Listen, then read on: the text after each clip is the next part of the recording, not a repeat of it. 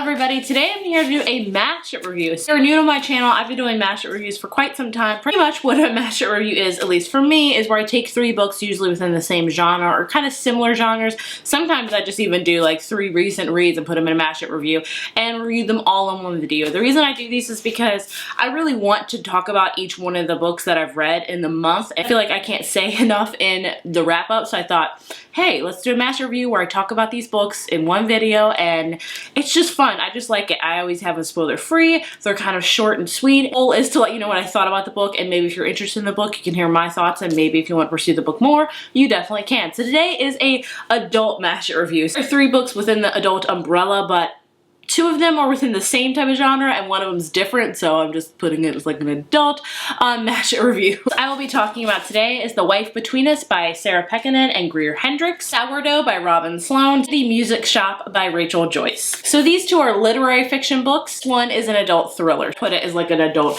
Mashup review. As always, I will leave the timestamps down below in the description to let you know when I talk about a particular book in case you're wanting to hear my thoughts on one particular book. The timestamps will be down below. Otherwise, let's get into it. The book I'm going to talk about is The Wife Between Us by Greer Hendricks and Sarah Pekkanen. I read this book because I was just quite fascinated by the synopsis, and this is going to be the one review out of this whole Mashup review where I can't go into much detail because I feel like with thrillers you have to go into not knowing too much, and when you review it you don't want to reveal too much because you want the reader to have their own experience and figure out things for themselves. So this one's going to be kind of a vague review, but I just want to let you know what I thought about the book overall. In order to explain this book, all I'm going to read to you is the dust jacket because it's very, very short and it literally tells you what you need to know about the book without giving too much away. When you read this book, you will make many assumptions. You will assume you're reading about a jealous ex-wife. You will assume she's obsessed with a replacement, a beautiful younger woman is about to marry the man they both love. You will assume you know the anatomy of this tangled love triangle. Assume nothing. Read between the lies. So that's all you need to know about this book. Is it's about a marriage, and it's pretty much like, take the cover, The Wife Between Us. That's all I'm going to tell you about it. But overall, my thoughts on this book is I really enjoyed it. I've been kind of reading a few lackluster thrillers lately. I'm not an expert on that genre at all. I'm still very much new to it. But the ones I've read, that especially this past year, I wasn't in love with as much as I wanted to like them. So this was like a breath of fresh air. I did not see a lot of the plot twists coming. It had me guessing, and it kept me wanting to read more. Like, I finished this book so fast, as with all thrillers, because you just want to know the mystery, you want to know what happens, you want to know how it all ties up in the end, and I really enjoyed this. Overall, I would give this a 4.5 out of 5. I so badly wanted to give it a 5 out of 5, and the only reason for me not doing so is the ending. I was not satisfied with the ending. The ending, I can't see too much about it, but I didn't like it. I feel like it could have packed a bigger punch is what I'm gonna say. It could have been bigger, boomier. I don't know. I don't want to spoil it for you, but the ending was the one thing I didn't like about this book.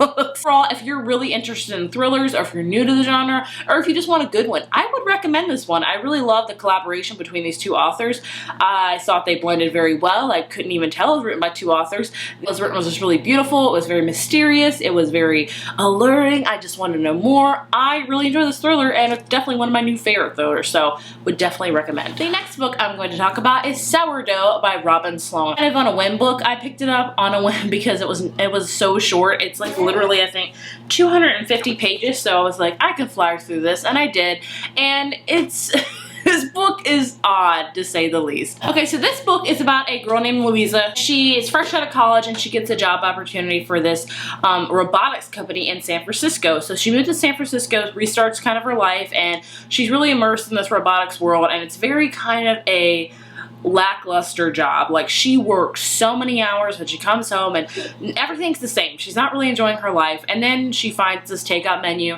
underneath her door one day and she decides, hey, I'll just order some takeout for dinner. And she orders this takeout from this restaurant that's like inside a house, and it's run by 2 brothers, and she falls in love with the food. Like, they always deliver this spicy soup with these really thick hunks of sourdough bread. Spoiler warning, this book will make you crave bread. And she just orders from it every night. They start calling her #1 eater, and then quickly the brothers visit her and tell her that their visa is expiring and they have to move out of the country. So they leave her with a sourdough starter.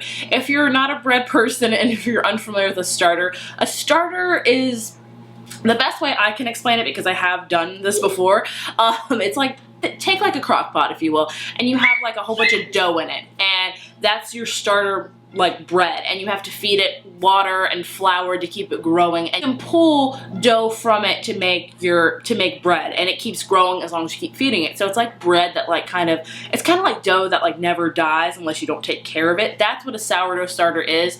You know, I think it may be different for, I guess, the individual bread. I made Amish bread one time, and I had to like quit the starter because I was like, this is too much bread for me. But that's pretty much what it is. So they leave her with their sourdough starter, and she decides, hey, I'm learning how to make bread, and she like goes for it. She orders all these kitchen utensils, bread oven, I forget what it's called, in her backyard. She is full force intensity, and she falls in love with it. Sharing it with her coworkers, with her friends, and they fall in love with it. And they told her, you probably need to, you know, sell this bread in farmers markets and stuff like that. And then she gets involved with this really, really weird and odd farmers market. Wondering why I'm saying this book is weird, because I've just told you a love letter to bread, which is quintessentially my life. Because her sourdough starter is very odd. Like, the brothers left her this CD of like their country's hometown music, and it, like, the bread likes listening to it. Sometimes she'll see pinpricks of light from the bread. Sometimes it'll like gurgle like in response to her. Like, it's a like starter that can like communicate with her. So that's where the odd factor comes in. This book, I'm such conflicted on this because it was 250 pages, which yes is a quick read. I loved the first half of it when she, you know, was when she was moving to San Francisco, going to the robotics company, you know, finding these brothers restaurant, and then getting involved with her bread making. I love that part. I just love reading about people's like new hobbies and how they immerse themselves in it, and how, you know, they grow, and especially because it's about food. Yes, please. Sorry, my son is sitting over there, so sorry if you hear loud noises.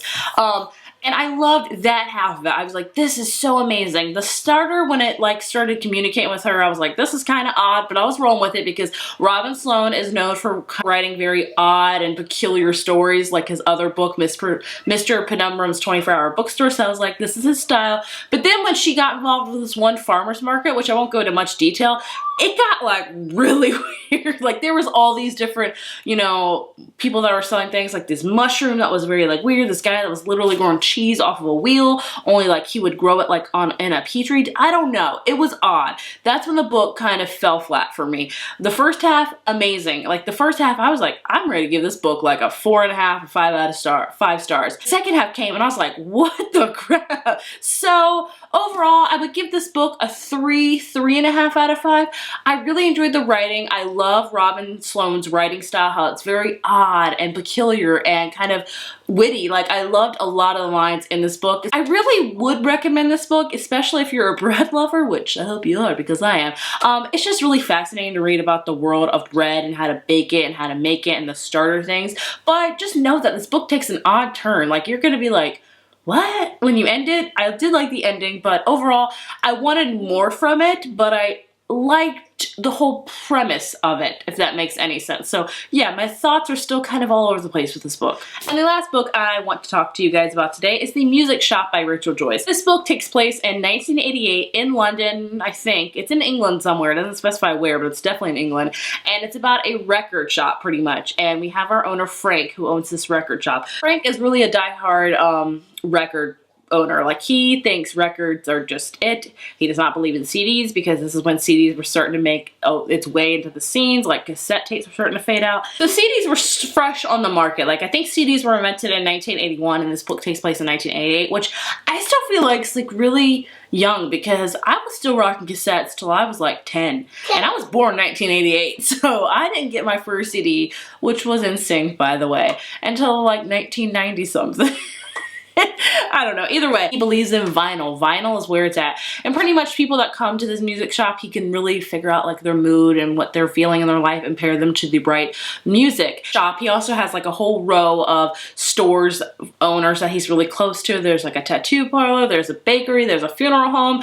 They're just like kind of a family. So this book is all about Frank, who owns this record shop, and then he meets a woman, the woman in the green coat. You'll learn her name, and he kind of falls in love with her, and it's basically a lot about that. This is a very quiet book, I would say. I think a lot of literary fiction is, it's just kind of quiet. You're just kind of, it's like a self-discovery. You're just going along for the ride. And I really enjoyed it. I loved the way it was written. I loved how there was so much music involved. Like when Frank would play the music for the right customer, he would tell you what it was and why he played it for them. Like I think he mentioned, I wrote some down, like Aretha Franklin, Miles Davis. We also got a glimpse of why music is so important to him because his mother played it so much for him, and it was very good. I didn't love this book. I thought I was going to, but I just overall, I gave it a 4 out of 5. I did really enjoy it, but I don't think it's one that's going to stick with me forever.